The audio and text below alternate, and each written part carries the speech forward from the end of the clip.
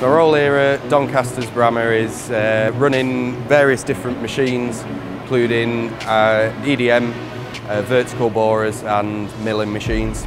And then I currently make exhaust flangers for the aerospace industry. What I enjoy about working here mainly is a lot of it's the advice I can get off very experienced machinists, and everyone's really good at answering your questions. Probably one of my favourite things about being at the AMRC Training Centre was having the ability to work with my hands.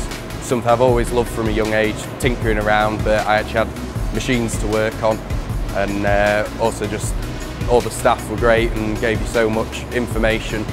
Dave has become a very important member of the Brammer team. In the 3 years that he's been here, he's fitted in really well. He's got good job knowledge, good skills and a good work ethos, and he picks things up very easily. And I'm sure Dave has got a very bright future at Brammer.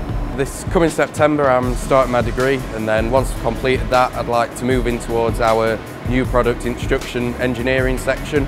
So that's taking on when a customer comes with a new job and working out all the processes it goes through, whether it be milled, turned, stress relief, and because I enjoy the challenge and overcoming that and having to think about the order to do things in.